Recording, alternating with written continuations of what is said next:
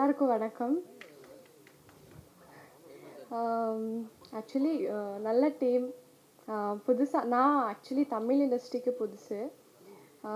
Actually இது என்னோடய first movie. So நல்லா பண்ணணும், நல்லபடியாக ரீச் ஆகணும்னு இருக்குது. உங்கள் எல்லோரும் சப்போர்ட் அண்ட் நல்ல டீம். ஆமாம், எனக்கு கொஞ்சம் நர்வஸாக இருக்குது. லைக் ஃபஸ்ட்டு ஸ்பீச் மூவி இண்டஸ்ட்ரியில் stage speech actually. Thank you so much. Thank you. நீங்களும் வந்து ஆடியோ லான்ச்சில் வந்து எக்ஸ்பெக்ட் பண்ணுறோம். அடுத்தபடியாக படத்துடைய கோ டைரக்டர் ரவி கிரண் அவர்களை மேடைக்கு அழைக்கிறோம், சில வார்த்தைகள் பேசுமாறு.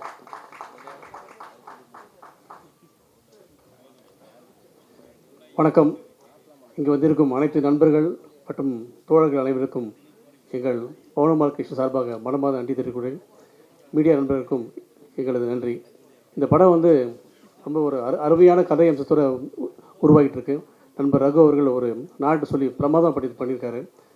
அதை சொல்லி தான் வந்து ப்ரொடியூசர் சாரை வந்து ரொம்ப இம்ப்ரெஸ் பண்ணியிருக்காங்க. ரொம்ப அருமையான ஒரு கதை அம்சம். 5 பாடல்களோடு இந்த படம் தயாராகி கொண்டிருக்கிறது. விரைவில் இந்த படத்தோட பாடல்கள் வந்து பதிவாக போகுது. ரொம்ப சிறப்பாக வந்திருக்கு. எனக்கு ரகு வந்து ஒரு 35 வயது நண்பர். என்ன சொல்லணும் அங்கேயா ஃபோனில் அவர் சொல்லுங்கள், எனக்கு என்ன சொல்லுங்கள் சார், நான் சொல்லிட்டு தான் எனக்கு திரும்ப என்ன கேட்குறது. எனக்கு ரகு அவர்கள் வந்து எனக்கு 35 வருட நண்பர். அவர் 2 பேரும் ஒரே ஏரியா சிந்தாரிப்பட்டி சேர்ந்தவர்கள். 2 பேரும் ஒரே பள்ளியில் படித்தோம். ஒரே குரு, ஒரே மாதிரி ஆர்கெஸ்ட்ரா ஆரம்பித்து குறைஞ்சபட்சம் 20 வருடம் அவரோட இணைஞ்சு பணியாற்றிருக்கேன்.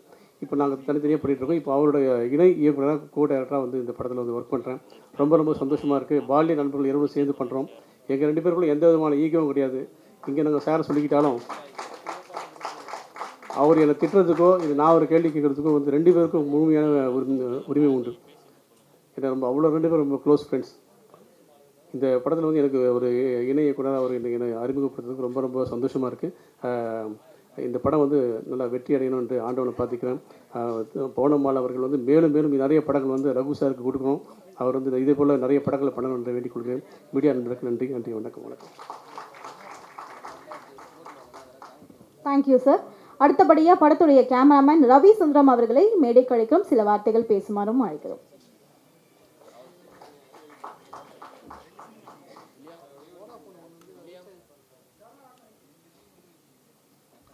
சார், எல்லோருக்கும் வணக்கம். ரகு சார் நீண்ட கால நண்பர். அவருக்கு இசையிலிருந்து இயக்கத்துக்கு மாறி இருக்கார். இயக்கம் நல்ல ஒரு ஸ்கிரிப்டை சொன்னார் என்கிட்ட. நல்லா இருந்துச்சு சார், பண்ணலாம் அப்படின்னு பேசிகிட்டு இருந்தோம்.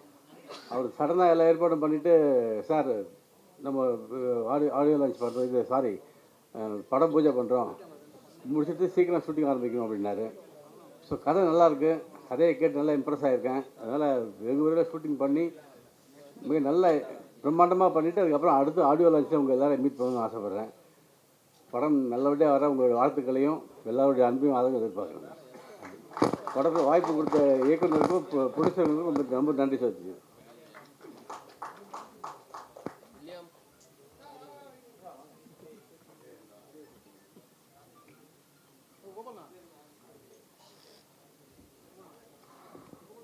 இந்த துவக்க விழாவுக்கு வந்து வாழ்த்தி பேச வந்திருக்கும் நம்மளுடைய காதல் சுகுமார் அவர்களை மேடைக்கு அழைக்கிறோம். சில வார்த்தைகள் வாழ்த்தி பேசுமாறும் கேட்டுக் கொள்ளப்படுகிறது.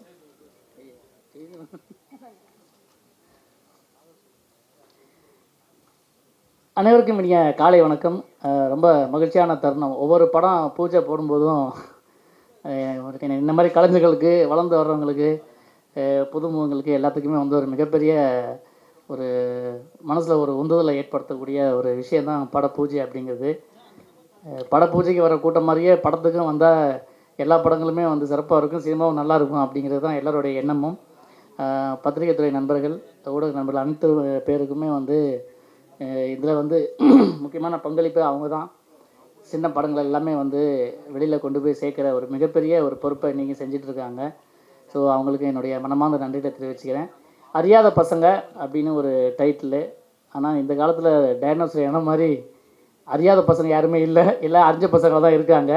பட் சில விஷயங்களை அறியாத பசங்க அப்படின்னு சொல்லி ஒரு விஷயத்தை வந்து இயக்குனர் இதில் வந்து சொல்ல வராதுன்னு நினைக்கிறேன். இப்போ தயாரிப்பாளர்களுக்கும் வந்து என்னுடைய நன்றியை தெரிவிச்சுக்கிறேன். ஏன்னா புதுமையான முயற்சிகள், புதுமையான படங்கள், நல்ல கதையம்சம் கொண்ட விஷயங்கள்லாம் வந்து பெரிய பெரிய இயக்குனர், பெரிய பெரிய கம்பெனிகள்லாம் போக முடியாது. பெரிய கம்பெனிலாம் ஒன்றும் இல்லை அப்படி பெரிய, ஏன்னா அவங்களுக்குன்னா ஒரு ஆர்டிஸ்ட் அவங்களுக்குலாம் ஒரே ஒரு ரேஞ்சில் வச்சுருப்பாங்க.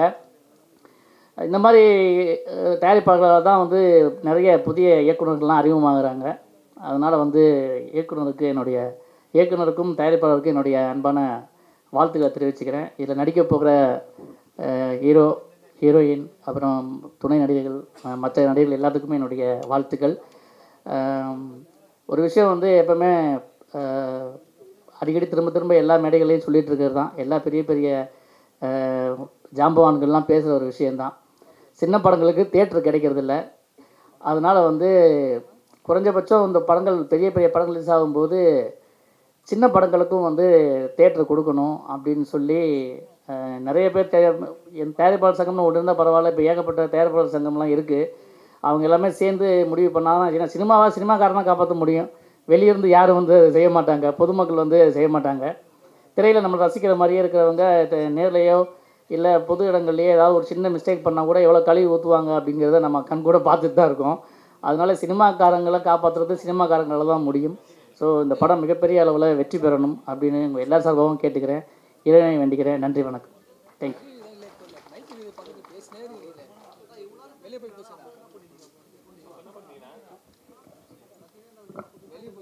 நடிகர் காதல் சுகுமார் அவர்களுக்கு படத்துடைய கதாநாயகன் மணிகண்டன் அவர்கள் மாலை அணிவித்து மரியாதை செலுத்துவார். Hello check hello check hello check hello check.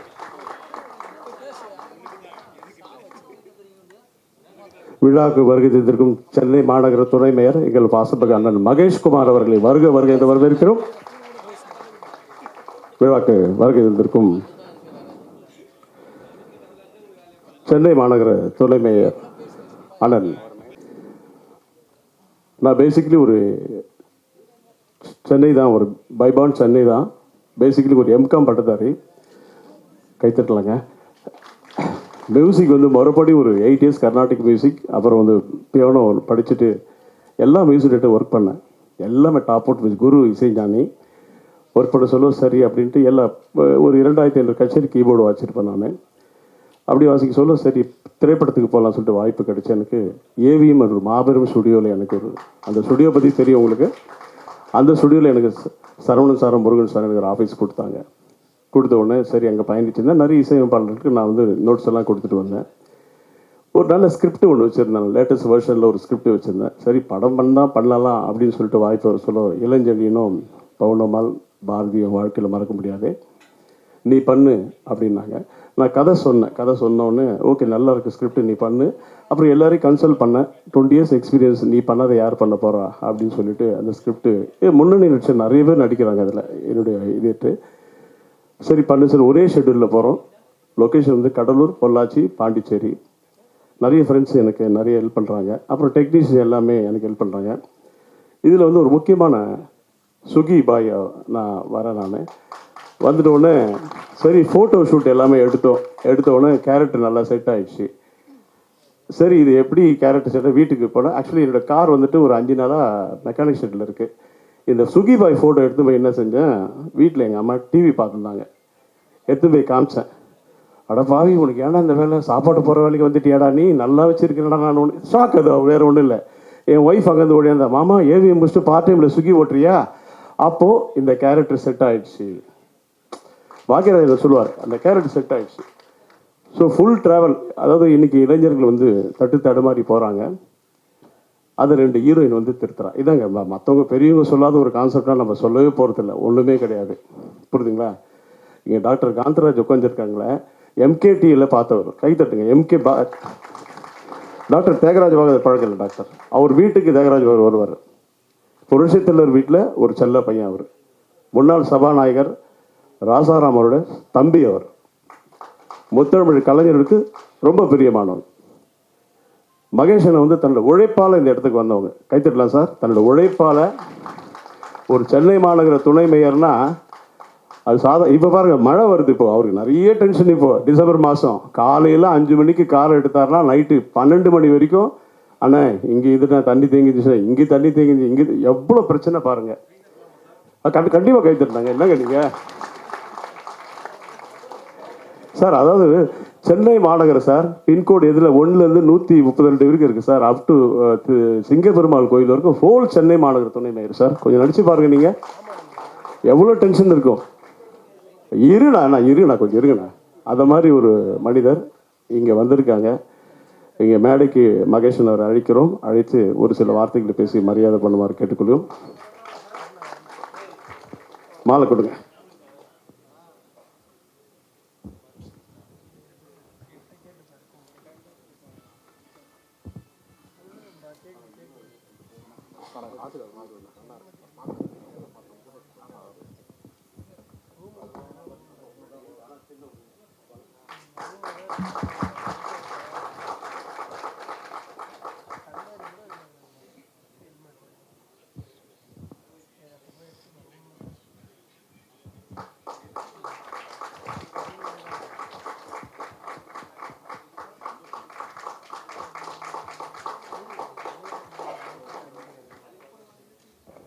அனைவருக்கும் வணக்கம்.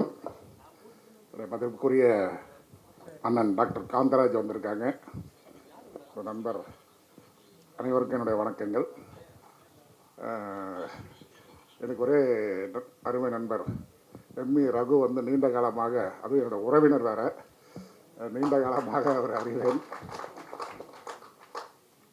இசைத்துறையிலிருந்து அடுத்த கட்டமாக அடுத்த ஒரு படி எடுத்து வைக்கின்றார். இன்றைக்கு இயக்குனர் பொறுப்பில். நான் கூட நேற்று தினம் அவர் என்னுடைய தொலைபேசி வாட்ஸ்அப்பில் அனுப்பிச்சார். என்னுடைய இன்விடேஷனை பார்க்கும்போது அவர் சொன்ன மாதிரி தான், இந்த ஸ்விக்கி போர்ட்டலில் உட்காந்து பார்த்தோன்னா அப்படியே அப்படியே ஒரு கடை அப்படியே ஷாக்காக ஆகிடுச்சு. ஓ, தயாரிப்பு இயக்கம் மட்டும் இல்லாமல் நடிப்பு துறையில் கால் பதிக்கிறார்கள் இருக்க.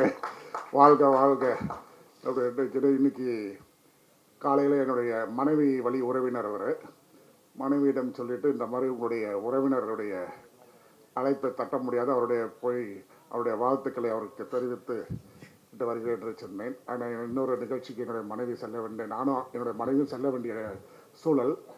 சரி, நான் இந்த நிகழ்ச்சிக்கு போகின்றேன் என்று சொல்லிவிட்டு வரும்போது அவருக்கு என்னுடைய வாழ்த்துக்களை தெரிவிச்சிடுங்க. ஏன்னா அவர் முதல்படியாக ரொம்ப நாள் நீண்ட நாள் இசைத்துறையில் இருந்துட்டு முதல் தடவையாக அவர் இயக்கத்துறையிலும் நடிப்புத்துறையிலும் கால் பதிக்கிறார். அவருக்கு என்னுடைய வாழ்த்துக்கள். நல்ல சிந்தனை உள்ளவர். கைத்தட்டலாம் வாழாங்க.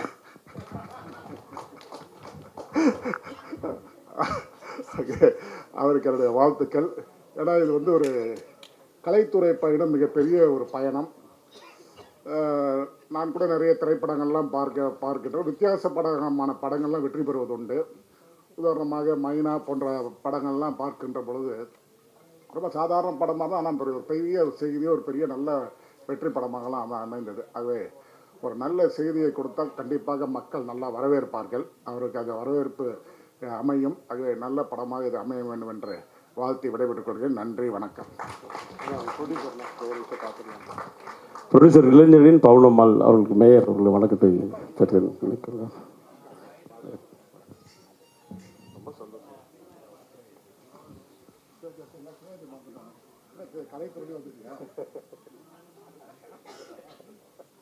நிறையா பேர் வாழ்த்திட்டாங்க.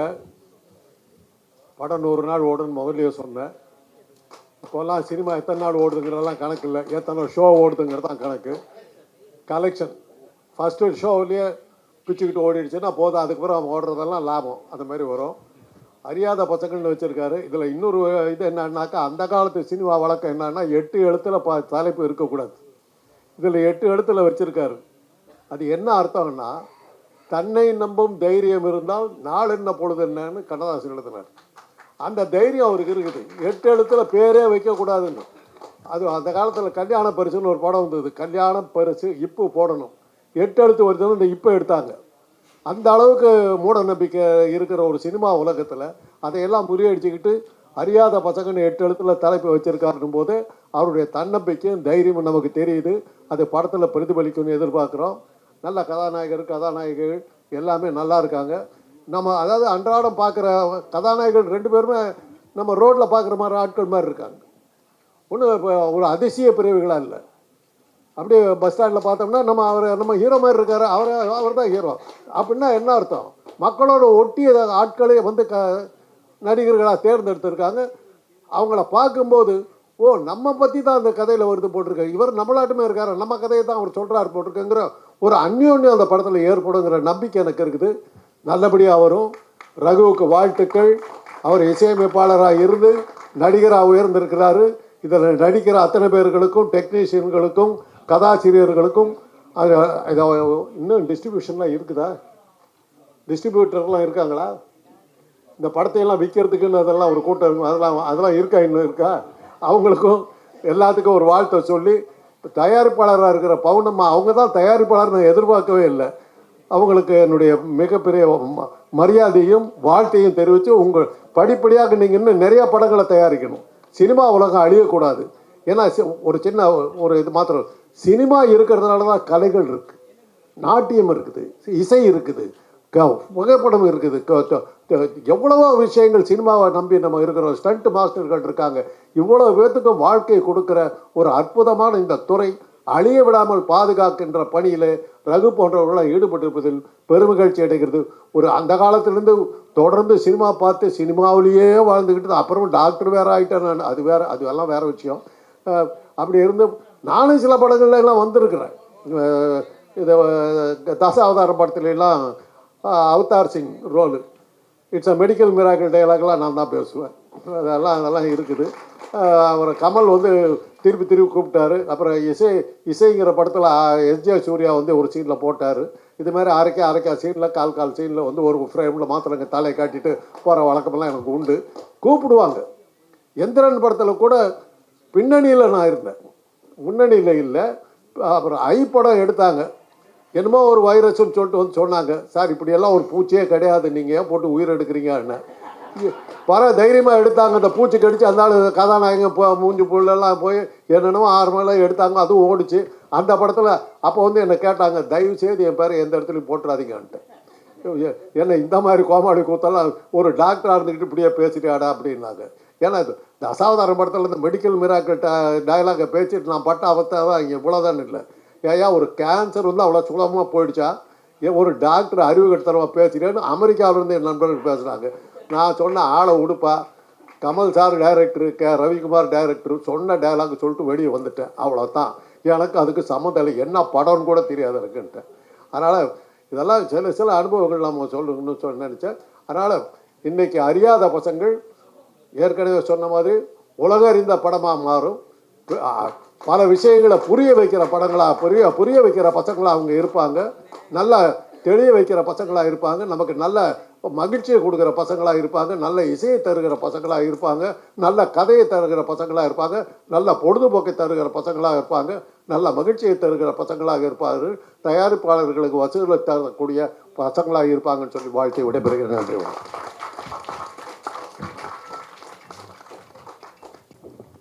ரொம்ப நன்றி சார். அடுத்தபடியாக படத்துடைய கோரியோகிராஃபர் ரமேஷ் கமல் அவர்களை சில வார்த்தைகள் பேச அழைக்கிறோம்.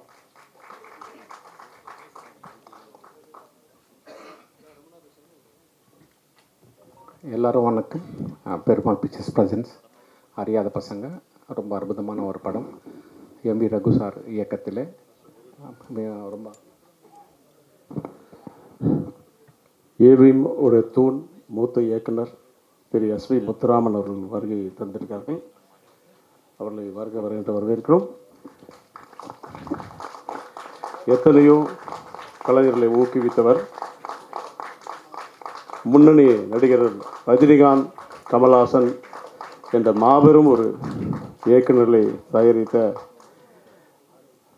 டைரக்டர் கரகோஷ தட்லா சார், எத்தனையோ கலைஞர்களுக்கு எஸ்பி முத்துராமன் அவர்கள் அவர்களை வருக என்று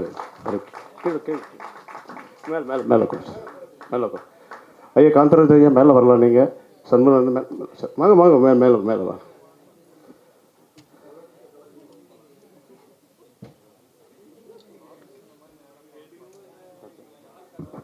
ஐயா மேலே வந்துடலாம். ஐயா நீங்கள் பேசணும். அப்படி பாபா நான் டைரக்டர் மேலே கூப்பிட்டு வந்துருங்க. இல்லை மேலே வாங்க. பேசல.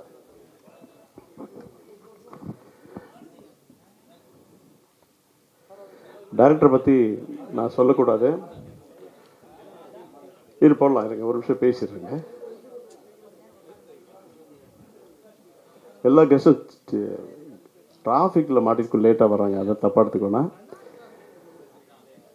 எஸ்பி மையா பற்றி எல்லாருக்கும் தெரியும். அப்புச்சி பெரியவர் மைய பிச்சைக்காரருடைய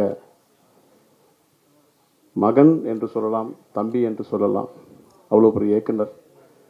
சூப்பர் ஸ்டார் ரஜினிகாந்த், கமல்ஹாசன். ரஜினிக்கு 25 படங்கள், ஐயா 25 தானே, 25 படங்கள் கமலுக்கு. அது மாதிரி பல இது பண்ணவர். நான் ஏவிஎம்மில் இருக்கிறேன்னு சொல்லிட்டு எனக்கு இடம் வாங்கி கொடுத்தவர் அவர் தான். கைகளை தட்டலாம். நான் சொன்ன உடனே ஒரே வார்த்தை சொன்னார், நம்ம நிறுவனத்து பேரை காப்பாற்று ரகு. ஏவிஎம்மில் எத்தனையோ பேர் வந்து தயாராகிருக்காங்க. அதில் 2 பேர், ஒன்று ஏவிஎம் ராஜன், அடுத்து எனக்கு அந்த புனைப்பேர் ஏவிஎம் ரகு என்று பேர் வந்திருக்கு. எவ்வளோ ஒரு சிம்பிள் மேன், எவ்வளோ ஒரு இது. ஐயாவுக்குலாம் நான் பாடம் கற்றுக்கணும். அதெல்லாம் வந்துட்டு ரஜினி சார் இன்றைக்கும் கமல் சார் வந்தால் நேராக வந்து காலில் விழுவாங்க. அது மாதிரி இவங்க பார்க்காத லொக்கேஷனா, இவங்க பார்க்காத ஆர்டிஸ்டா, இவங்க பார்க்காத இதுவா. செட்டியார் 79 காலமாகறாங்க, நல்லா கேட்டுங்க. அதுக்கு முன்னாடி நிறைய படங்கள் ஊதாப்பகங்க எல்லாம் எடுத்துக்கிறாங்க. நிறுவனம் கொஞ்சம் அப்படி கொஞ்சம் ஐசோலேஷனாக இருக்குது. கூப்பிட்றாங்க, சரவணன் சார் எல்லாம் கூப்பிட்றாங்க. முதல் படம் முரட்டுக்காலை ஆரம்பிக்கிறாங்க 1980 ஆரம்பித்து இன்றைக்கும் ஃபைட் மாஸ்டர் தெரியும். எத்தனை ஃபைட் வந்தாலும் அந்த ட்ரெயின் ஃபைட்டை எப்படி எடுத்தாங்கன்னு இன்ன வரைக்கும் தெரியாது. ஜூடோ ரத்தன மாஸ்டர் அது. இவங்க செட்டு அது மீடியா கொஞ்சம் இருக்குது சார், பெரியவங்க வந்திருக்காங்க. இவங்க set SPM, judo Rathnam, dance master Puliyur Saroja, Babu, Vinayagam. 2 cameraman ஐயா, 2 கேமராமேன் சக்ஸஸ் பண்ணாங்க பாருங்கள். கமல் சாருக்கு ஒரு படம், ரஜினி சார் ஒரு படம். சகல கலவலன், பாயும் புலி, நல்லவனுக்கு நல்லவன், உயர்ந்த உள்ளம். 2 மேதையை தூக்கி விட்ட ஒரு மாபெரும் மேதை. சாதாரண ஒரு இசையமைப்பாளர் நான். நீங்கள் வரணும். மறுபடியும் சொல்கிறேன், நேரில் இன்விடேஷன் கொடுக்கல சார். நான் வேணாண்டா, நான் வரேன். ஒரே வார்த்தை, நான் வரேன். நீ வரணும். நீ வந்து, ஏன்னா 20 வருஷமாக அந்த ஃபீல்டில் இருக்க. நீ நல்ல ஒரு கிரியேட்டர். ஒரு நாள் நம்ப மாட்டீங்க, என்னோடய ஆஃபீஸ் வந்துட்டு சின்ன ஆஃபீஸ் ஏவிஎம்மில். ஐயா உள்ளே வந்துட்டு உருட்டுக்காலில் ஒரு டியூன் போடு, சகலகலாவில் டியூன் போடு, எல்லாம் ஆரம்பத்தில் போட்டேன். தமிழ் சினிமா உன்னை நல்லா வச்சுருக்கோம். எனக்கு இதை விட பிளெஸ்ஸிங் என்ன சார் வேணும் சொல்லுங்கள் பார்க்கலாம். அவ்வளோ பெரிய மாமேதை வந்துட்டு இன்றைக்கி நான் ஒரு வார்த்தை சொன்னேன், என்னை வந்துட்டு ஆசீர்வாதம் பண்ணாங்க.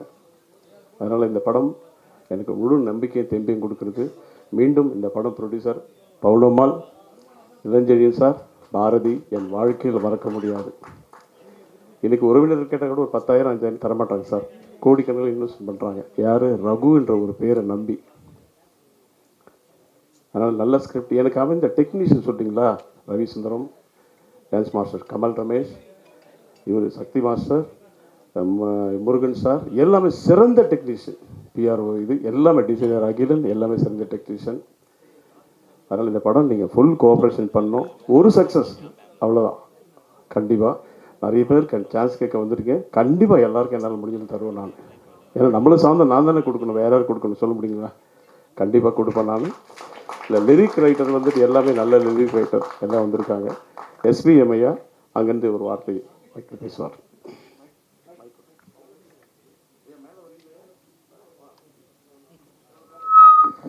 ஐயா அவர்களை மேடைக்கு வருமாறு அழைக்கிறோம் சார். நம்மளுக்கெல்லாம் பெரிய பாக்கியம் சார் இன்றைக்கி அவர் வந்தது.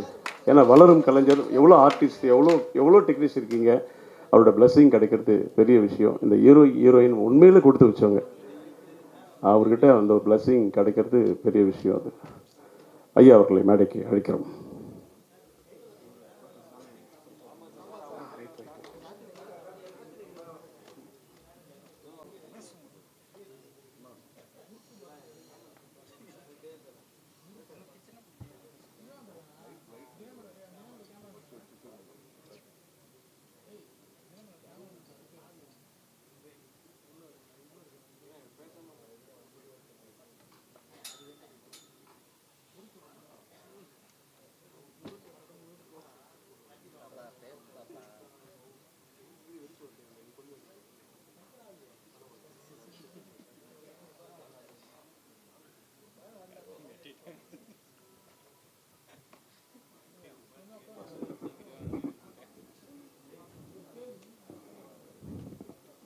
அனைவருக்கும் வணக்கம். நல்லா கைதட்டலாம், தத்துவமா வேண்டாமா?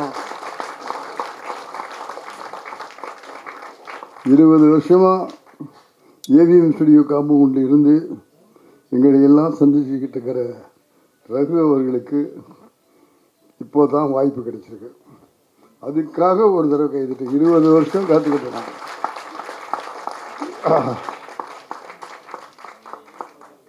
முதல்ல நான் காலம் கடந்து வந்ததுக்காக உங்கள் எல்லார்ட்டையும் என்னுடைய மன்னிப்பை கேட்டுக்கொள்ள ஆசைப்படுகிறேன். எனக்கு முன்னால் எங்களுக்கெல்லாம் காட்ஃபாதராக இருந்த ஐயா அமைச்சர் ராஜாராம் அவருடைய சகோதரர் காந்தாராவ் சார் இங்கே உட்கார்ந்துருக்காரு. அந்த பயத்தோடையே மேடைக்கு வந்திருக்கேன்.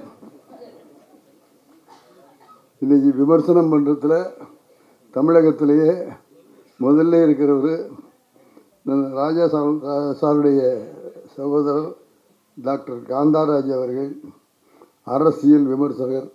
அவருக்காக ஒரு தடவை கைதட்டிருங்க. இல்லாட்டா உங்களையும் என்னையும் ரகுவையும் சேர்த்து விமர்சனம் பண்ணிடுவார். அந்த விமர்சனத்தில் உண்மை இருக்கும், பொய் இருக்காது. எதையும் தைரியமாக சொல்லுவார். மனசில் என்ன இருக்கோ அதை போட்டு விமர்சனமாக சொல்லுகிற அந்த பெருமிக ஐயா டாக்டர் காந்தராஜ் அவர்களுக்கு என்னுடைய மனமார்ந்த வணக்கங்கள், வாழ்த்துக்கள்.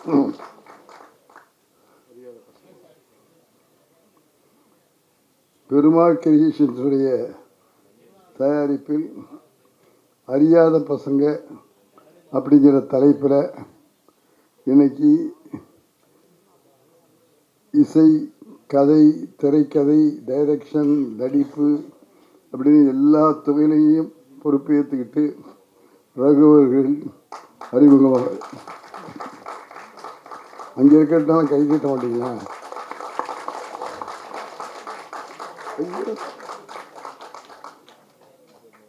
ரகு வளர வேண்டும், மிகப்பெரிய வெற்றியை பெற வேண்டும் என்ற உத்வேகத்தோடு அவரை வாழ்த்துவதற்காக வந்திருக்கிறேன். எதையும் துடிப்பாக செய்யக்கூடியவர், விரும்பி செய்யக்கூடியவர், தெரிந்து செய்யக்கூடியவர். ஆகவே நிச்சயமாக அவர் இயக்குகிற, அவர் தயாரிக்கிற இந்த படம் மிகப்பெரிய வெற்றியடைய வேண்டும் என்று நான் மட்டுமல்ல உங்களையும் சேர்த்து கொண்டு வாழ்க்கிறேன்.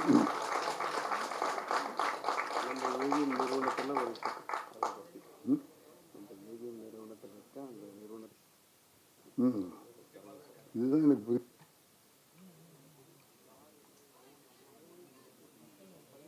தயாரிப்பாளர்கள் திருமதி பவுனம்மாள், பா இளஞ்செழியன், அவங்கள ஒரு தடவை பலமாக கைதட்டி பாராட்டி வாழ்த்துங்கள். எங்களுடைய பிஆர்ஓ துளசி பள்ளிவேல் அவர்கள் இங்கே வந்திருக்கிறார்கள். எங்களுக்கெல்லாம் பல படங்களுக்கு ஏவிஎம்மில் அவர் தான் பிஆர்ஓ. ஆகவே அப்படிப்பட்டவர் இங்கே வந்திருப்பதனால் இந்த இண்டஸ்ட்ரி எப்படி இருக்கிறது என்பதை அவர்களுக்கு சொல்ல வேண்டும்.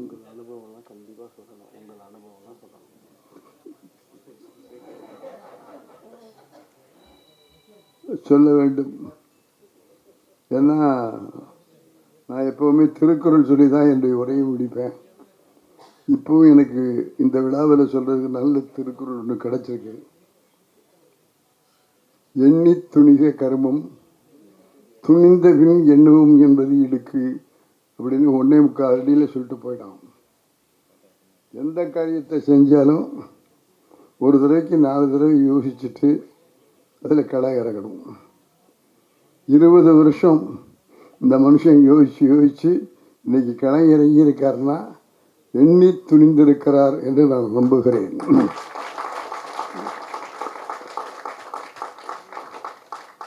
நான் ரொம்ப நேரம் பேசக்கூடாது, பேச முடியாது.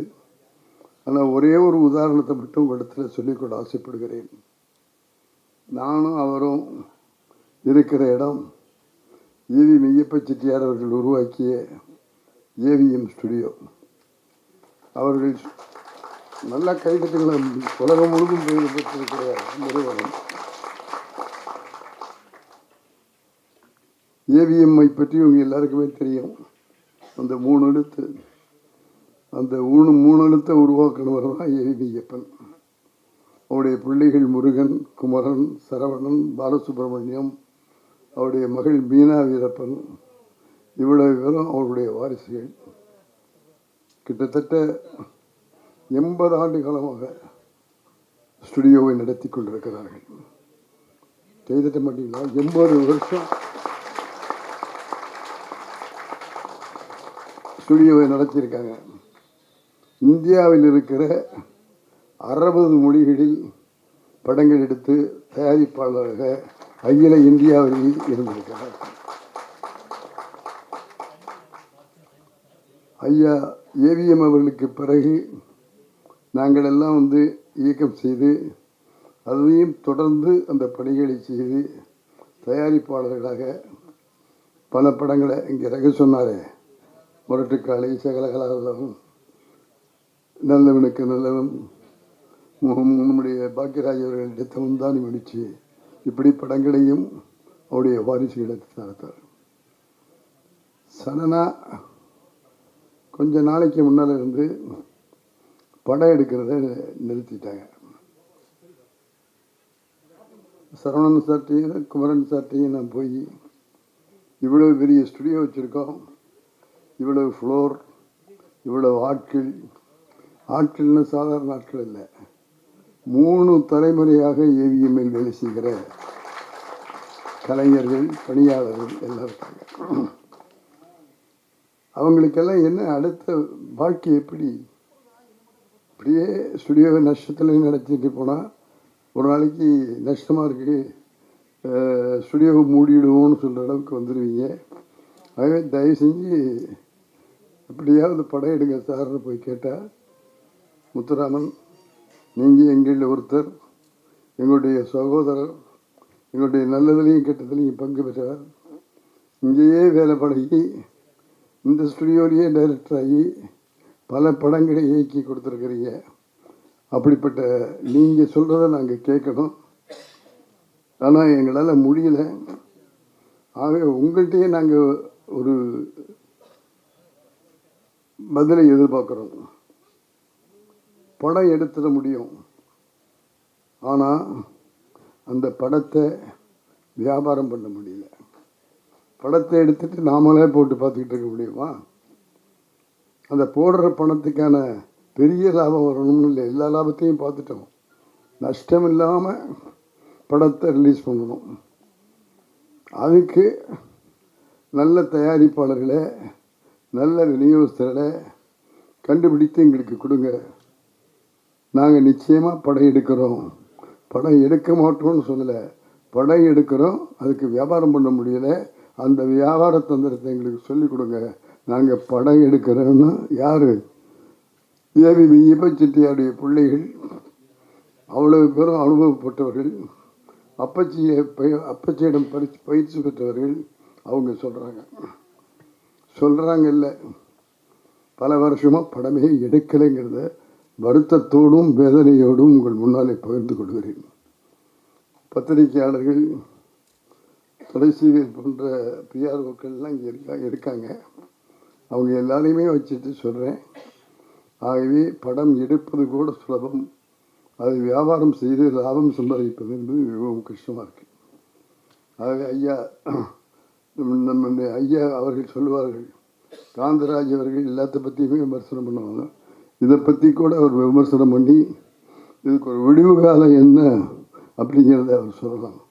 ஏன்னா எங்களுடைய படம் எப்போது வெளியானாலும் அவருக்கு 3 தியேட்டரில் அவர் ராஜாராம் சாருக்குன்னே சீட்டு போட்டு வச்சுருப்பாங்க. முதல் நாள் அன்றைக்கே அந்த படத்தை போய் பார்த்துட்டு எங்களை எல்லாம் வாழ்த்தினாலும் வாழ்த்துவார், திட்டினாலும் திட்டுவார். என்னடா எடுத்து அமுத்துறாமான்னு கேட்பார். அந்த அளவுக்கு சினிமாவிலே அனுபவம் மிகுந்தவர் ராஜாராம் சார். அவருடைய சகோதரர் நம்முடைய காந்தராஜ் அவர்கள். அவர்களெல்லாம் சேர்ந்து இந்த சினிமாவை காப்பாற்ற வேண்டும். அந்த காப்பாற்றுவதில் முதல் ஆளாக நம்முடைய ரகு அவர்களும் இருக்க வேண்டும். ஆகவே இந்த தொழிலை பொறுத்தது கஷ்டமான தொழில் கஷ்டமான தொழில் அப்படின்னு நான் சொல்ல மாட்டேன். நல்ல தொழில். அந்த தொழிலை முறைப்படி செய்து திட்டமிட்டு செய்தால் நிச்சயமாக வெற்றி படங்களை நம்மளால் கொடுக்க முடியும். அப்படித்தான் எஸ்.எஸ். வாசன் அவர்கள், நாயிரெட்டி அவர்கள், ஏவிஎம் அவர்கள் இவங்கெல்லாம் கொடுத்தாங்க. கை விரல் நுனியில் இந்த துறைகளை பற்றிய விவரங்களை வைத்திருந்தார்கள்.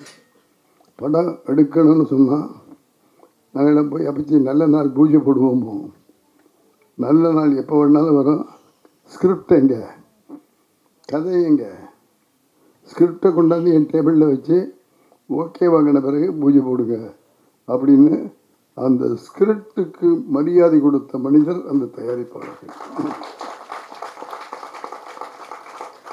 அந்த ஸ்கிரிப்ட் இருந்தால் தான் உன்னால் என்ன செலவு வரும், என்ன பட்ஜெட்டில் படம் எடுக்க முடியும், இதுக்கு யார் ஹீரோ, இதுக்கு யார் ஹீரோயின், இவ்வளவையும் திட்டமிட்டு எல்லாத்தையும் டேபிளில் வச்சு சொன்ன பிறகு தான் படத்துக்கு பூஜை போடவே செட்டியார் அவர்கள் ஒப்புக்கொள்வார்கள்.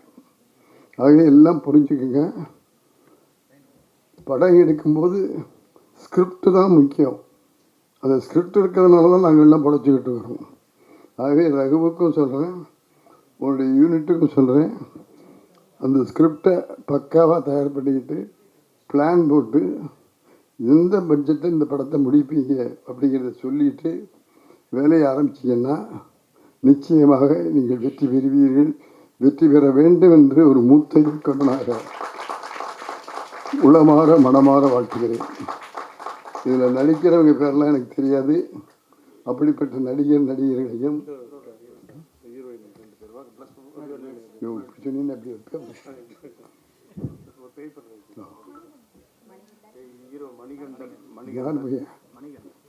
அப்பா என்ன பண்ணுற ஷார்ட் ஃபிலிம்லாம் நடிக்கிறாரு. ஏன்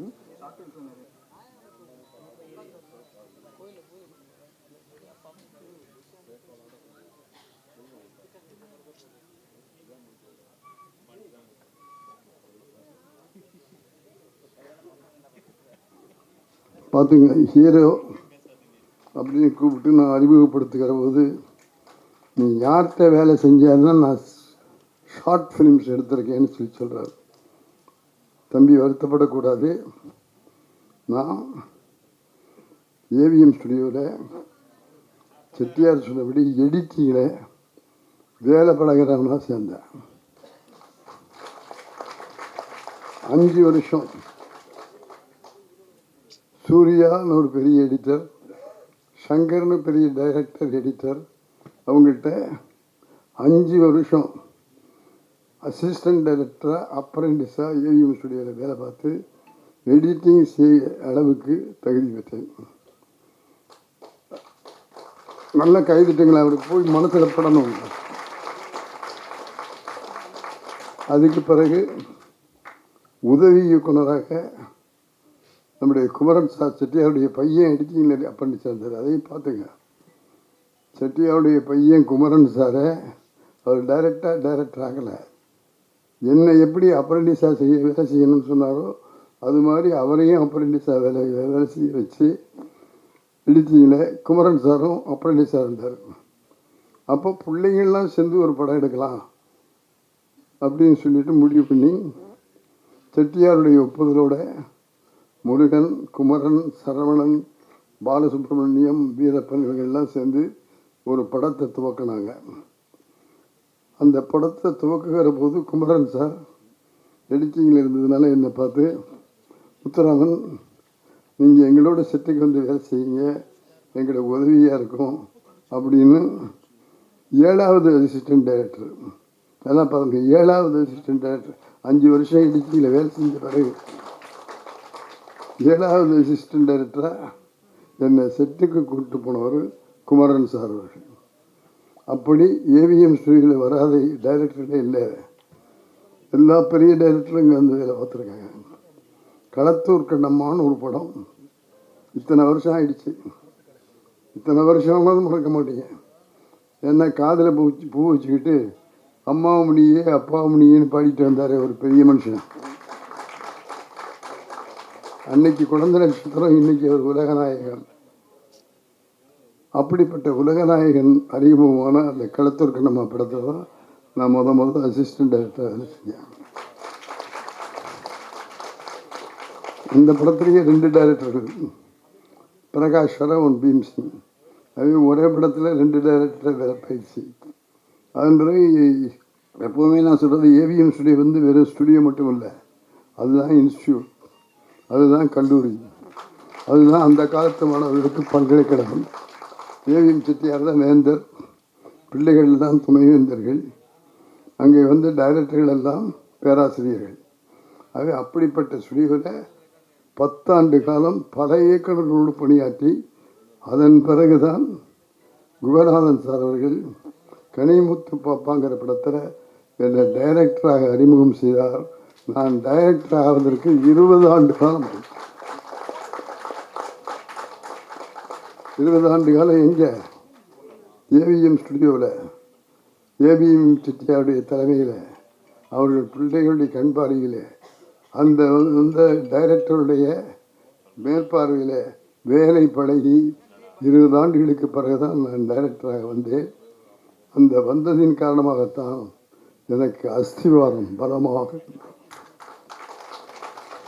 தம்பி, உன்னை நான் கேட்டுக்கொள்வது, இந்த படத்துக்கு உனக்கு வாய்ப்பு கிடைத்திருப்பதை பார்த்து நான் மகிழ்கிறேன், பாராட்டுகிறேன், வாழ்த்துகிறேன். ஒரு முறை கைதட்டி அவருக்கு ஒரு வெற்றி வாக்கை கொடுத்துருவோம். ஆகவே உன்னுடைய அனுபவங்களை சரியாக புரிந்து கொண்டு தெரிந்து கொண்டு, இன்றைக்கி நிறைய வசதி இருக்குது, அன்றைக்கெலாம் இல்லை.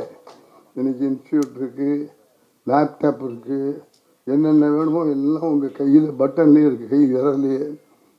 அதையெல்லாம் கற்றுக்கொண்டு சிறந்த முறையில் நடித்து சிறந்த நாயகர்களிலே ஒருவனாக நீ வர வேண்டும் என்று உங்கள் அத்தனை பேருடைய வாழ்த்துகளோடு நாங்கள்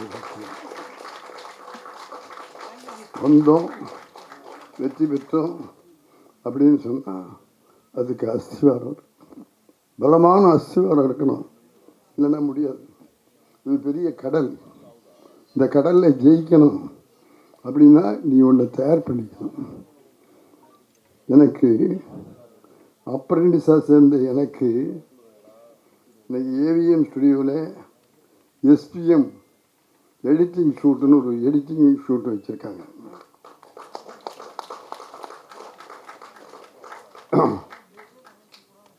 எஸ்பி முத்துராமன் பேரில் துணை தயாரிப்பாளர் என்கிற பட்டத்தோடு சூப்பர் ஸ்டார் ரஜினிகாந்த் நடிக்க பிரம்மாண்ட படம் எடுக்கிற சங்கர் இயக்கிய அந்த சிவாஜி படத்துக்கு நான் துணை தயாரிப்பாளர்.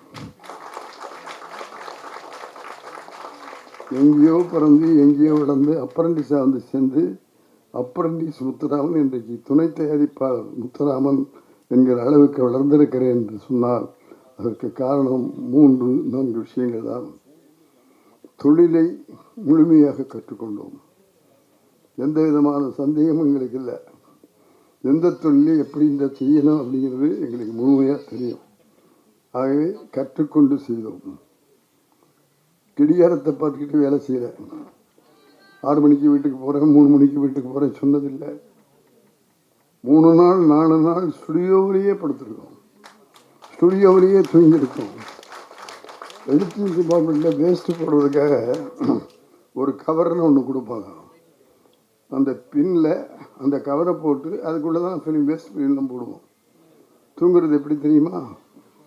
அந்த பின் கவரை எடுத்து தரையில் விரிச்சுக்கிட்டு, அப்போல்லாம் ஃபிலிம் வந்து டின்னில் வரும், அந்த டின்னு தலகாணியை வச்சு படுத்து தூங்கிய நாட்கள் தான் என்னுடைய வாழ்க்கையிலேயே அதிகமான.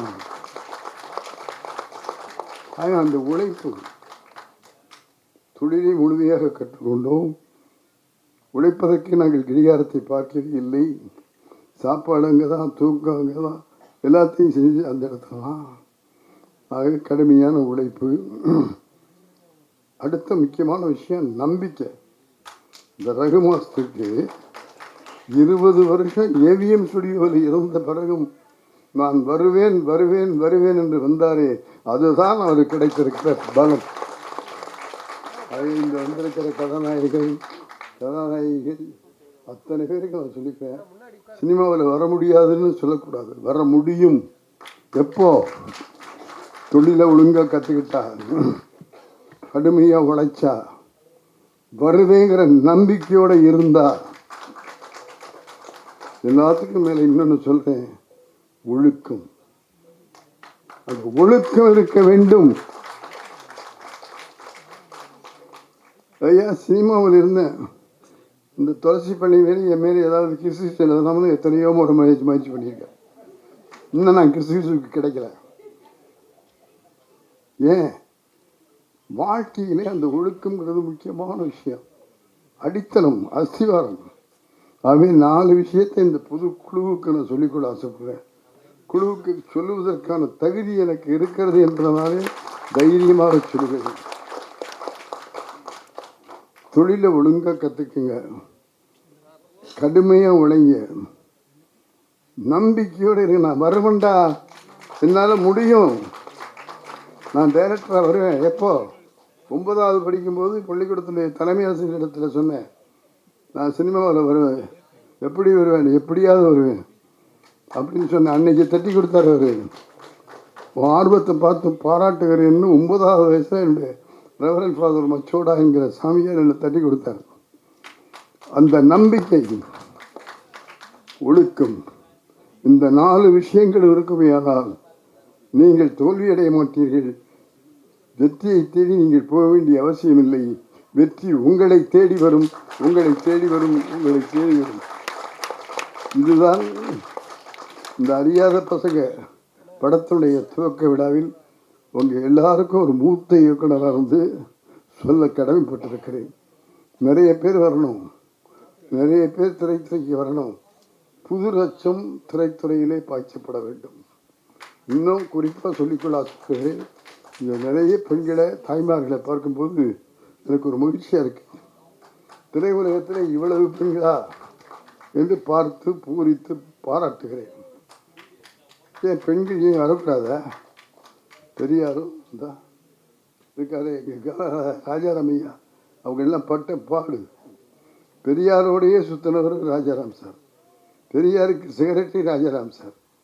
அவங்களெல்லாம் விரும்பின மாதிரி இன்றைக்கு பெண்கள் தலையெடுத்து முன்னுக்கு வந்து கொண்டிருக்கிறார்கள். வீட்டை மட்டுமல்ல, நாட்டையும் உலகத்தையும் காக்கக்கூடிய அளவுக்கு அவர்களிடத்தில்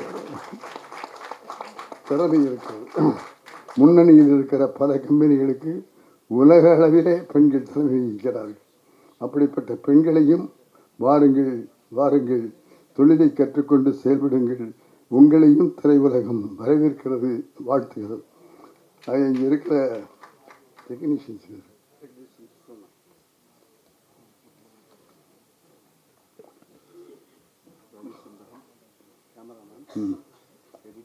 இந்த குழுவை எல்லாம் பாராட்டி, டைரக்டர், ஆர்டிஸ்ட்லாம் பாராட்டியாச்சு. அடுத்து தொழில்நுட்ப கலைஞர்களை பாராட்ட வேண்டியது என்னுடைய கடமை. நான் தொழில்நுட்ப கலைஞனாக இருந்து தான் முன்னுக்கு வந்தேன். அதில் குறிப்பாக ஒரு விஷயம் உங்கள் எல்லாருக்கும் சொல்லிக்கொள்ள ஆசைப்படுகிறேன். எஸ்பிஎம் புக் பண்ணால் எஸ்பிஎம்மை மட்டும் புக் பண்ணுறதில்ல, எஸ்பிஎம் குழுவினரை புக் பண்ணணும். எஸ்பிஎம் யூனிட் நாங்கள் பணியாற்றினால தான் 77 படங்களை என்னால் இயக்க முடிந்தது. 25 படத்தை வச்சு ரஜினியை இயக்க முடிஞ்சது, 10 படத்தை வச்சு கமலை இயக்க முடிஞ்சது. எந்த சிவாஜி கணேசனையும் கருணாநிதியும் பார்த்து வளர்ந்து சினிமாவுக்கு வரணும்னு வந்தோம். அப்படிப்பட்ட கமலஹாசனோடும் ரஜினிகாந்தோடும் எங்கள் மரியாதைக்கும் மதிப்பிற்குரிய நடிகர் திலகம் அண்ணன் சிவாஜி கணேசன் அவர்களோடும் கை நல்லா தட்டுங்க. அவர் தான்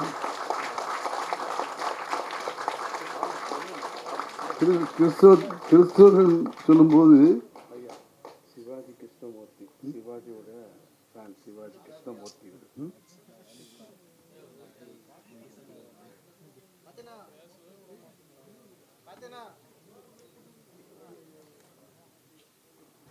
சிவாஜியினுடைய பரம ரசிகர்னு ஒருத்தரை மட்டும் கூட்டியாந்து காட்டாரு. கோடிக்கணக்கான ரசிகர்கள் இன்னைக்கும் இருக்கிறாங்க. அப்படிப்பட்ட அந்த அமைப்பில் வந்திருக்கிற இவரெல்லாம் எங்களுக்கு கிடைத்த பொக்கிஷங்கள். சிவாஜிக்கு புகழ் சேர்ப்பதற்காகவே தங்களை அர்ப்பணித்துக் கொண்டவர்கள். இந்த ரசிகர் மன்றம் வச்சு இருக்கிறது இல்லை, சிவாஜி உயிரை விடுனா உயிரை விட்டுரும். அப்படிப்பட்ட ரசிகர்கள். அப்படிப்பட்ட இதில் அந்த கலைஞர்களை பொறுத்தளவு ரவி சுந்தரம், எடிட்டிங் வந்து குமார் தாஸ், ரமேஷ் கமல், சக்தியம், ஸ்டண்ட் ஹரிமுருகன், லிரிக்ஸ் பாரதி சினேகன், புலவர் Chidambaranatham, PRO Karthik, design NV Akilan. இப்படி ஒரு புது குழு உருவாகி அறியாத பசங்கங்கிற இந்த படத்தை தயாரிக்கிறாங்க. அந்த குழு எப்படி வரணும்னு ஆசைப்படுறேன்னா, எங்கள் குழுவை விட அதிகமான படங்களை இயக்குகிறவர்களாக தயாரிக்கிறவர்களாக வர வேண்டும். அது காரணம் வேறு ஒன்றுமே இல்லை, அண்டர்ஸ்டாண்டிங். டைரக்டருக்கும் கேமராமேனுக்கும் நல்ல புரிதல் இருக்கணும். நான் என்ன ஷாட் வைக்கணும்னு என்ன நினைக்கிறேனோ அந்த ஷாட்டை என்னுடைய கேமராமேன் பாபுவும் இன்னொரு கேமராமேன் விநாயகம் நான் என்ன நினைக்கிறேனோ அதை விட அழகாக எடுத்து கொடுத்தார்கள் அந்த ஒளிப்பதிவார்கள். அவர்கள்தான் டைரக்டருடைய கண்கள். அப்படி கண்ணாக இருக்கிற இந்த படத்தினுடைய ஒளிப்பதிவாளரை வாழ்க வளர்க என்று வாழ்த்துகிறேன். அந்த கலைஞர்களை வாழ்த்துகிறேன்.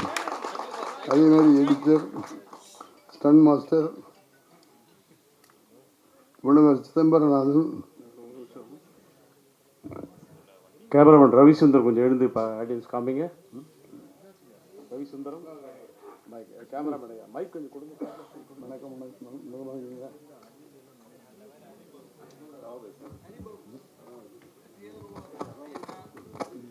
கொரியோகிராஃபர் ரமேஷ் கமல், அவர் வந்து டான்ஸ் மாஸ்டர் ரமேஷ் கமல் மேடைக்கு வருமாறு வைக்கிறோம். டான்ஸ் மாஸ்டர்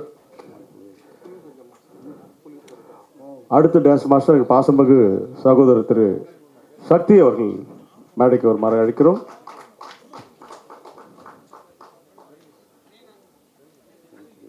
ஃபைட் மாஸ்டர்ஸ் ஹரிமுருகன் இப்போ லேட்டஸ்டாக பண்ணிட்டு இருக்காருங்க.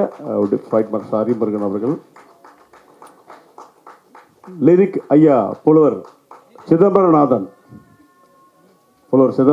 அவர்கள் கேட்க தெரியல. அடுத்து பிஆர்ஓ கார்த்திக் திவாகர்.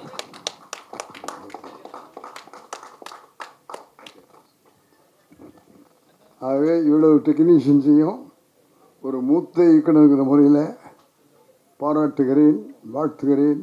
உங்கள் அத்தனை பேரையும் சேர்ந்துக்கிட்டு வருக வருக வருக என்று வரவேற்கிறேன். கைதிட்ட மாட்டீங்க, கைதிட்டு இந்த பிள்ளைகளை பாவம். ஆகவே வெற்றி பெற்ற ஒரு இயக்குனர் என்னுடைய புலவர் சிதம்பரநாதன் பார்த்தேன் வெளியில் பார்த்தேன். வாங்க சார். மூத்த ஒரு லிரிக் ரைட்டர் சார், கைகளை தட்டி உற்சாகப்படுத்தலாம். எல்லா நிறுவனத்துக்கும் எழுதியிருக்காங்க. எல்லாம் அழைச்சிட்டு நல்வழி காட்டி வெற்றி பெற வைங்க. ஆகவே வெற்றி பெற்ற ஒரு இயக்குனராக வந்து உங்களிடத்தில் சொல்லிட்டேன். ஆகவே விஷயம் இதுதான். அதை ஒழுங்கா ஃபோன் யாரோ பேசுறீங்க, கொஞ்சம் அப்டேட் பண்ணுங்க. ஃபோன் யாரோ பேசுறீங்க. அதை ஒழுங்கா நீங்கள் எல்லாம் கற்றுக்கிட்டு வேலைகளை செய்வீர்களானால் நிச்சயமாக சினிமா உலகத்தில்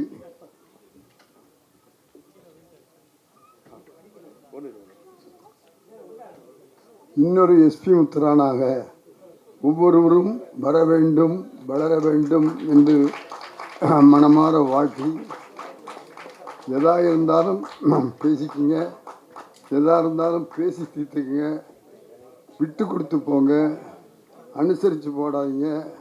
அந்த காலத்திலே பழமொழி சொல்லி வச்சான், கோபத்தோடு எழுந்திரிச்சா நஷ்டத்தோடு உட்காரணும், யாரும் கோபத்தில் எழுந்திரிக்காத. ஏன் அந்த பிரச்சனை வந்ததுங்கிறது பார்த்து தெரிந்து கொண்டு அந்த பிரச்சனைகளை உங்களுக்குள்ளேயே தீர்த்துங்க. இது நிறைய பேர் புருஷன் முண்டாட்டியாக வந்திருக்கீங்கன்னு நினைக்கிறேன். இப்போ புருஷன் முண்டாட்டிக்குள்ள சண்டை அதிகம் வந்தால் என்ன ஆகுது தெரியுமா? எங்கே போகிறாங்க தெரியுமா? வாழ்க்கையில் எங்களால் சேர்ந்து வாழ முடியல, டைவர்ஸ் கொடுங்கன்னு டைவர்ஸுக்கு போகிறாங்க. இல்லை, வாழ்க்கை என்பது நம்முடைய கையில் இருக்குது. புருஷனும் பொண்டாட்டியும் விட்டு கொடுத்த போனால் டைவர்ஸை பற்றிய பிரச்சனையே நமக்கு வராது, வரக்கூடாது. ஏன் புருஷன் பொண்டாட்டி தானே கல்யாணம் பண்ணிக்கிட்டீங்கல்ல, எல்லாத்துலேயும் சமமாக இருக்கணும்னு ஆசைப்படுறீங்கல்ல, அப்புறம் என்ன? உங்கள் குறைய அவங்ககிட்ட சொல்ல, அவங்க குறைய உங்கள்கிட்ட சொல்லட்டும். நான் சண்டை அடிச்சிக்க வேண்டாம்னு சொல்லலை. சண்டை அடிச்சிக்காமல் இந்த உலகத்தில் இருக்க முடியாது. ஆக புருஷனும் பொண்டாட்டியும் சண்டை அடிச்சிக்க வேண்டாம்னு இல்லை, சண்டை அடிச்சுக்குங்க. சண்டை அடிச்சுக்கிட்டால் தான் பிரச்சனை சால்வ் ஆகும். ஆனால் ஒரே ஒரு விஷயம், சண்டை அடிச்சிக்கும் போது ஹாலில் உட்காந்து பிள்ளைங்க முன்னாலேயோ உறவினர்கள் முன்னாலேயோ அடிச்சுக்காதீங்க. மாறுபட்ட கருத்து வந்துருச்சு, 2 பேரும் சடக்கடின்னா 2 பேரும் சேர்ந்து பெட்ரூம்குள்ளே போங்க. பெட்ரூம்குள்ளே போய் 2 பேரும் பேசுங்க. யார் தப்பு பண்ணாலும் மன்னிப்பு கிடையாது. கணவனும் கேட்கலாம், மனைவியும் கேட்கலாம். அதில் தப்பு இல்லை. அது தவறு நடக்குதுன்னா அந்த தவறை திருத்திக்கிங்க. தவறை திருத்திக்கிட்டு இனிமேல் அந்த மாதிரி தவறு செய்ய மாட்டோம், நம்ம 2 பேரும் ஒத்துமையாக வாழ்வோம், விட்டு கொடுத்து வாழ்வோம்னு பேசி முடிவு பண்ணிட்டு அப்புறம் என்ன உங்கள் விருப்பமோ அதை செஞ்சுட்டு அந்த ரூமை விட்டு சிரிச்சுக்கிட்டு வெளியில் வாங்க. குடும்பத்தில் தகராறே வராது. இதெல்லாம் அறிவுரையே இல்லை, நாங்கள் வாழ்ந்த பழக்கங்களுடைய அனுபவம், அவ்வளோதான். ஆக அப்படி சண்டை இல்லாமல் வாழ்ந்தால் நாங்கள் 55 படத்தை டைரக்ட் பண்ண முடியுது அப்படின்னு சொன்னால் அதுக்கு காரணம் விட்டு கொடுத்து போனது தான், அனுசரித்து போனது தான், ஒருவரை ஒருவர் புரிந்து கொண்டது தான். ஆகவே அப்படி நீங்கள் அத்தனை பேரும் வாழ்ந்து இந்த அறியாத பசங்க அறிந்த பசங்களாக திரையுலகுக்கு தெரிந்து வந்து வெற்றிகளை பெற வேண்டும் என்று வாழ்த்துக்கிறேன். அதற்காக உதவி செய்து கொண்டிருக்கிற நம்முடைய தயாரிப்பாளர் பூனம்பாள், இளஞ்செழியன் இருவரையும் மனசார கைதட்டி பார்த்துக்க. ஆகவே திட்டமிட்டு கரெக்டாக செயல்பட்ட சினிமாவில் நஷ்டம் வருதுன்னு சொல்கிறாங்களே, இல்லை, நல்ல லாபம் வருது. நாய் ரெட்டியார் சம்பாதிக்கலையா? ஏவி மெய்யப்ப செட்டியார் சம்பாதிக்கலையா? பிரசாத் நீங்கள் ஒருத்தர் இருக்காரு, அவர் சம்பாதிக்கலையா?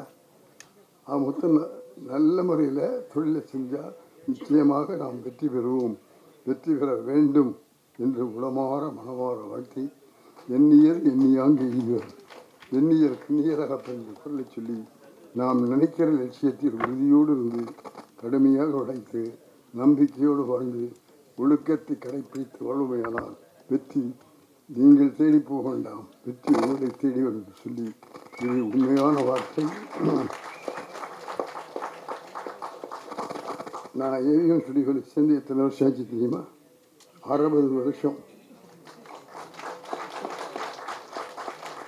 சூப்பர் ஸ்டார் ரஜினியோடையும் கமலோடையும் சேர்ந்து எத்தனை வருஷம் ஆச்சு தெரியுமா? இப்போ தான் ரஜினிக்கு 50வது ஆண்டு கொண்டாடணும். 50 வருஷமும் ரஜினியோடு கூடவே இருந்திருக்கிறேன், கமலோடு கூடவே இருந்திருக்கிறோம். ஏவிஎம் ஸ்டுடியோவில் எல்லாரும் வருவாங்க, எல்லா நடிகர்களும் வருவாங்க, எல்லா டெக்னீஷியன்ஸும் வருவாங்க. நான் படம் பண்ணி 10 வருஷம் ஆச்சு. எல்லாம் ஞாபகத்தில் வச்சுக்க, 10 வருஷம் நான் படம் பண்ணலை.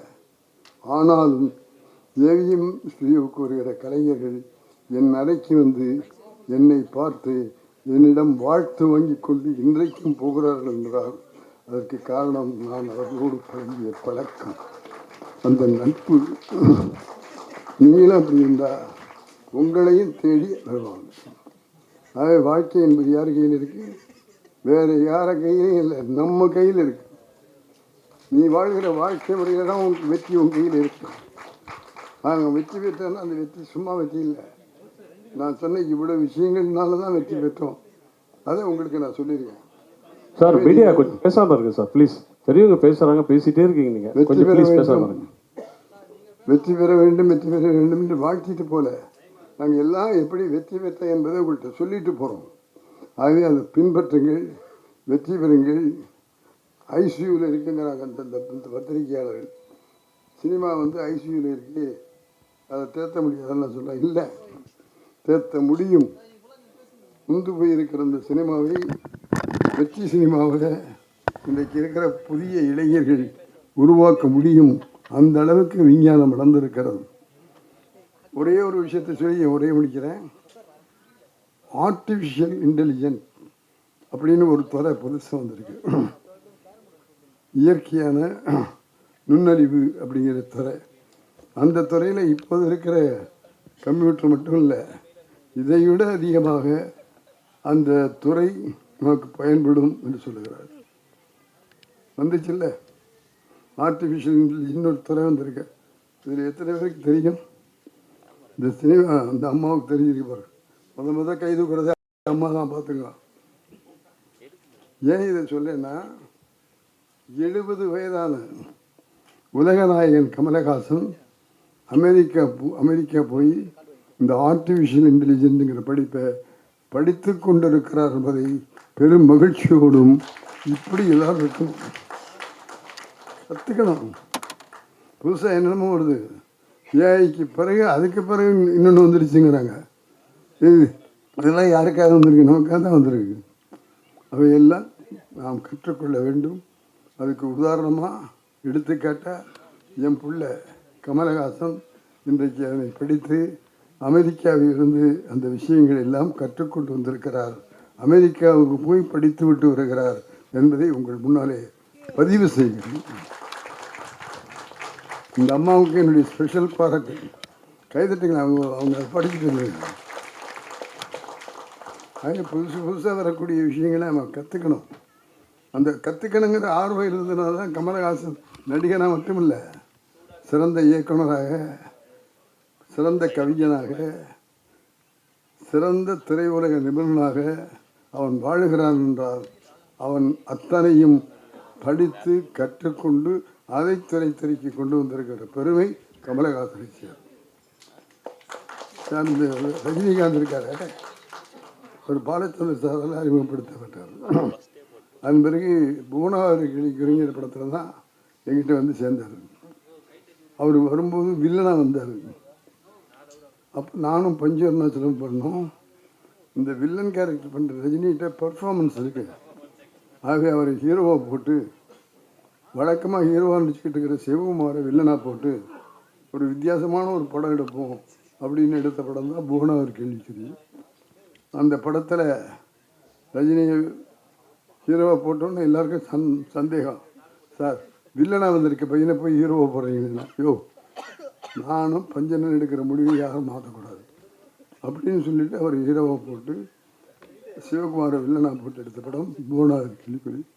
அந்த படத்தில் ரஜினி சாருக்கு 4 டைலாக் பேசுகிறார், 4 லைன் பேச மாட்டார். அப்புறம் அவர்கிட்ட சொன்னோம், நீ பயப்படாத, நீ எவ்வளவுக்கு ரெடியாகிறியோ அந்த அளவுக்கு சொல்ல, அந்த அளவுக்கு ஷார்ட் வச்சுருக்கிறேன்னு சொல்லி 4 வரியாக எடுத்த ரஜினியுடைய டைலாக்கை வச்சு தான் புவனாகரிக்குள்ள அப்போவே பஞ்சு டைலாக்லாம் எழுதிட்டார். அந்த பஞ்சு டைலாக்லாம் சொல்லி தனக்குன்னு ஒரு நடிப்பை வில்லன்தன்மை இல்லாமல் அந்த பஞ்சஸ் எல்லாம் சொல்லி அந்த வேலைகளை கற்றுக்கொண்டு தமிழை தமிழாக படித்து 4 வரை பேச தெரியாத ரஜினிகாந்த் இன்னைக்கு மேடை சொற்பொழிவாளராக இருக்கிறார் என்றால் அது காரணம் இந்த உழைப்பு. ஆகவே நாங்கள் வெற்றி பெற்றவர்கள் எல்லாம் ஒரு நாள் ராத்திரியில் வந்தவங்க இல்லை. அவைகளையெல்லாம் கற்று தெரிந்து கொண்டு படித்து ஆதாரபூர்வமாக வெற்றி பெற்றிருக்கிறோம். ஆகவே எங்களுடைய வெற்றியிலே எங்களுடைய உழைப்பு இருந்திருக்கிறது, கற்றுக்கொள்ள வேண்டும் என்ற திறமை என்ற நோக்கம் இருந்திருக்கிறது, நம்பிக்கை இருந்திருக்கிறது. ஆகவே வெற்றி பெற்றால் அந்த சம்பாதிச்சாட்டில் நினைக்காத, அதுக்கான விலைகளை நாங்கள் கொடுத்துருக்கிறோம். சினிமாவில் நாங்கள் பேர் வெற்றி தவிர என்னை பொறுத்தளவு பார்த்தீங்கன்னா நான் குடும்பத்தில் வெற்றி பெறலை, சரியான குடும்பத்திலைலாம் இல்லை, தெரியும், துளசி பள்ளிக்கலாம். ஆகவே ஒன்றை இழந்தால் ஒன்றை பெறலாம் என்பதை போல கஷ்டப்பட்டு உழைச்சி பெற்றோம். இதையெல்லாம் மனசில் வச்சுக்கோங்க. அப்படி கஷ்டப்பட்டு கற்றுக்கொண்டு திறமையோடு உழைத்தால், நம்பிக்கையோடு வாழ்ந்தால் நீங்களும் வெற்றி பெறுவீர்கள். வெற்றி பெற வேண்டும். எண்ணியது எண்ணியாங்க எழுதினர், எண்ணிய பின்னதாக என்ற குரலை சொல்லி வாழ்க வளர்க என்று இங்கே உள்ளவங்களையும் வாழ்த்துறேன், இங்கே உள்ளவங்களையும் வாழ்த்துறேன். ஆகவே வாழ்க்கை நம் கையில் இருக்கிறது, வெற்றி நம் கையில் இருக்கிறது. வணக்கம். ஹலோ, காயத்ரி அவர்களுக்கு எஸ்பி முத்துராமன் அவர்கள் வந்துட்டு மாலை இருக்காங்க. காயத்ரி வந்து இப்போ நல்ல ஒரு ஜேர்னலிஸ்ட் இதுவாக இருக்காங்க, காம்பேரிங் நல்லா பண்ணிட்டு இருக்காங்க. மாலை கொடுங்க.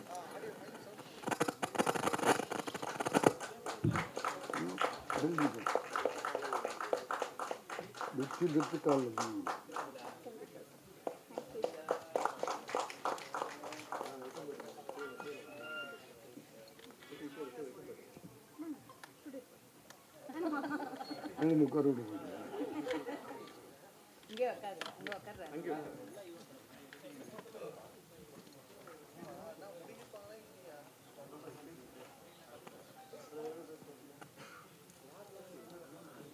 சிதம்பரநாதன் அவர்கள் சில வார்த்தைகள் பேசுமாறு அழைக்கிறோம்.